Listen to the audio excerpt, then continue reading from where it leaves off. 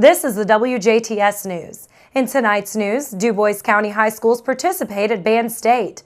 A Perry County man arrested after a traffic stop in Ferdinand, a domestic battery and OWI arrest at Jasper Pharmacy. Tonight on our Monday with the Mayor's segment, we hear from Huntingburg Mayor Denny Spinner. In sports, Kurt Guxell has the latest, and tonight on WJTS Inform, we talk with TriCap Finance Director Susan Rickard. All this and more in tonight's WJTS News.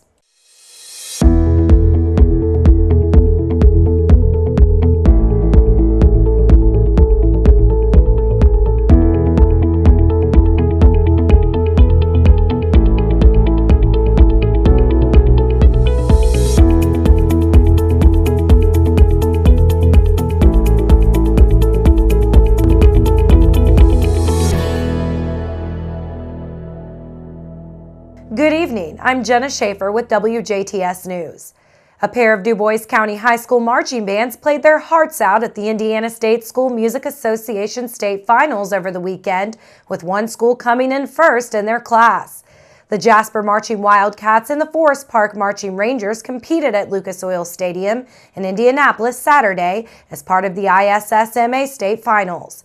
Jasper competed in Open Class B, while the Forest Park High School Marching Rangers competed in Class D. The Wildcats, under the direction of James Goodhue, came in with a fifth-place finish in Open Class B, coming in behind Munster, Northview, Greenfield Central, and first-place Greenwood Community. Chad Gaso's Marching Rangers took home the state title Saturday in Class D. They beat out Springs Valley High School, who were runners-up in Class D. For Forest Park, this marks the school's fifth state title in the last 7 years and 11th overall.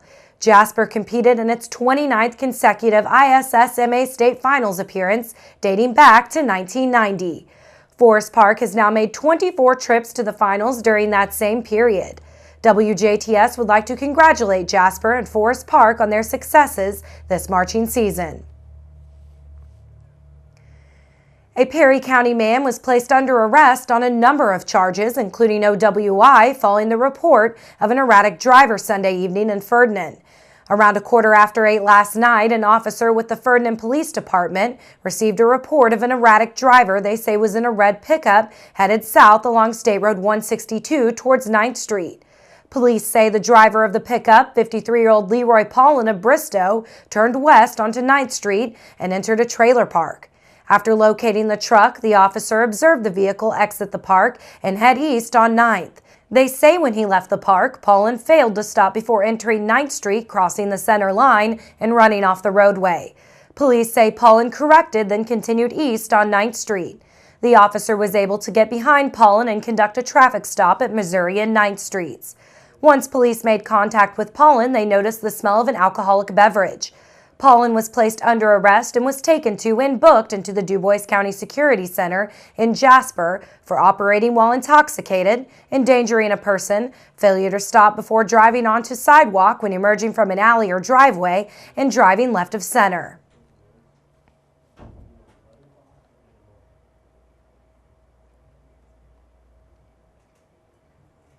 A Central Indiana man was jailed over the weekend on a pair of charges, including domestic battery, as well as OWI, after he was accused of battering a woman at a Jasper pharmacy. Shortly before midnight Saturday, the Jasper Police Department received a call from a concerned citizen advising of a female that had been battered by a male subject in the parking lot of CVS near the Y in Jasper. Officers responded to the area and located the vehicle, and both the female victim and male aggressor, identified as 25-year-old Anthony Votaw of Muncie. Officers say the female had obvious signs of injury. Votaw was taken into custody. Police also found Votaw to be under the influence of alcohol. They say his blood alcohol content tested at 0.144%. He was taken to and booked into the Du Bois County Security Center on misdemeanor counts of battery and operating while intoxicated. Officials with the Jasper Street Department say beginning this week, the street department will begin curbside loose leaf collection. Collection is expected to start today, and as in the past, the street department will attempt to collect residents' loose leaves on the same day as their trash pickup day. The department says in the event that your leaves are not picked up on the designated day, perhaps due to heavy collection or any other unforeseen event, they will be picked up as soon as possible. The street department asks that your loose leaves are in the gutter by 7 a.m. on your regular trash pickup day. Also, do not put limbs, twigs, rocks, or other yard debris in the loose leaf pile, as this results in damage to equipment. If you have any questions, contact the Jasper Street Department at 812-482-1130. The City of Huntingburg Street Department as well will begin leaf pickup today for Huntingburg residents. Leaves will be collected south of Highway 64 on Mondays and Tuesdays and north of Highway 64 on Wednesdays and Thursdays. Leaves must be collected and placed near the back of the curb in order for the equipment to reach them. Leaves are not to be put in the street or gutters. Residents need to call City Hall at 812-683-2211 in order for leaves to be picked up. Leaves will not be picked up if your name is not on the list. Kimball International Inc. announced that the board of directors at its October 30th meeting appointed Kim Ryan as its new chair. Ms. Ryan replaces Bob Schneider, who retired from the company effective Wednesday, November 1st, after serving 4 years as both chair and CEO of the company. Ryan has served as a member of the Kimball International Board since being appointed in 2014 and has participated as a member of the Audit Committee during the past 4 years.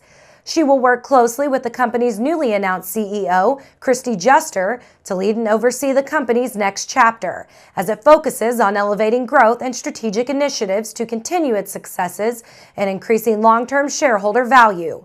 In a release, Ryan says it's a great privilege and honor for her to be named chair of the board of Kimball International, which she says has such an incredible history and esteemed reputation in their markets. Ryan says she's excited to lead the group of directors with such strong skills and depth of experiences and to work alongside Christy Juster as she takes over as the new CEO of the company. Retiring chair and CEO Bob Schneider acknowledged Ryan's value to the board.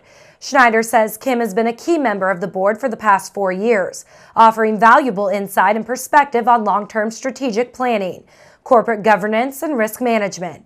Schneider says he's confident Ryan will excel in the role of chair of the board. Additionally, as a result of the appointment of the independent chair of the board and as permitted by the company's bylaws, the board discontinued the position of lead independent director. The board has also determined that it will commence a search for a new director to be added to the board in the next several months to replace the director position held by Bob Schneider. DuBois County Soil and Water Conservation District with DuBois Strong will be hosting the Southwest Indiana Agricultural Economic Summit Friday, November 16th from 8:30 a.m. till 1 p.m. at the Center for Technology, Innovation, and Manufacturing Theater on the Vincennes University Jasper campus. The summit is geared towards updating local producers, agricultural businesses, and financial institutions on the latest in economic programs, education, and opportunities in the county. The day's activities will begin at 8:30 a.m. with registration, networking, and coffee with opening remarks at 8:50 a.m. by DuBois Strong President Ed Cole and wrap up by 1 p.m. Lunch will be provided. Please RSVP by this Friday, November 9th. To make a reservation or for more information, call 812-482-9650 or email success@duboisstrong.com. Elevate Ventures and Current Blend will host the second annual DuBois County Pitch Competition from 6 to 8 p.m. this evening at the Brew in Jasper. During the competition, individuals and teams will share their business, innovation, or entrepreneurial idea before a panel of judges in the hopes of earning prize money, which will serve as an investment in their startup. The competition will build on the growing entrepreneurial community in Southwest Indiana. Eric Steele, Elevate Ventures entrepreneur in residence, says last year's pitch competition had a great turnout and brought out great ideas and conversations. Steele says the success of the event highlighted local and regional entrepreneurs and hopes to continue to build up the entrepreneurial ecosystem and help turn these ideas into businesses. A total of $8,000 was awarded in 2017 to 4 companies. Heliponics, one of the winners from 2017, used the funding to manufacture beta units for market validation. In late 2017, Elevate Ventures partnered with the Economic Development Coalition of Southwest Indiana to form Elevate Southwest Indiana, a group dedicated to promoting entrepreneurship in the six-county region. Companies looking to participate in the pitch competition can enter by emailing an executive summary or paragraph outlining their startup idea to Eric Steele at esteele@elevateinsures.com. The public is welcome and encouraged to attend this evening's event.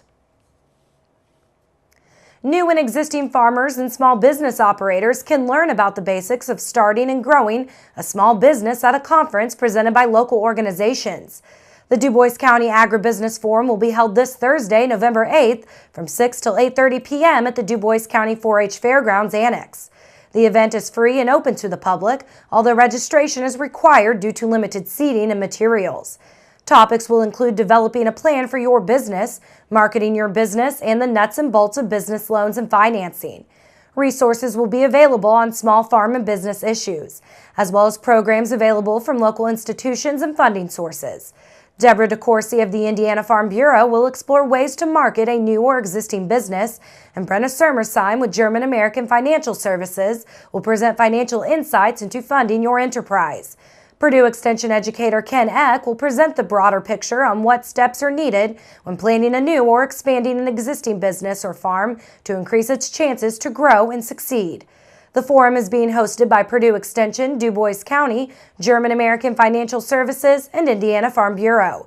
To register for the forum or for more information, contact the Purdue Extension Dubois County office at 812-482-1782 or dubois@purdue.edu. The deadline to register is today.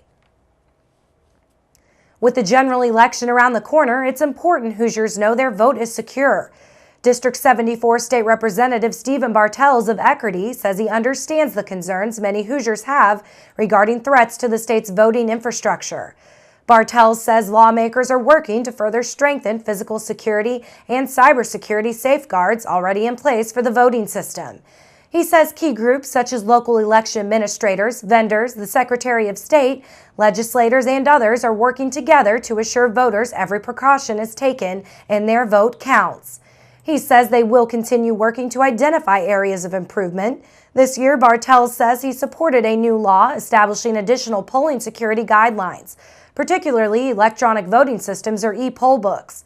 He also supported legislation addressing ballot integrity and electronic voting system audit procedures.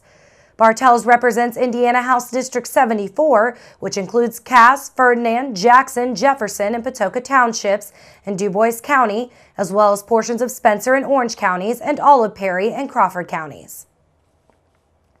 Now stay tuned. Monday with the Mayor featuring Huntingburg Mayor Denny Spinner and Sports with Kurt Guxeller next on WJTS TV 18.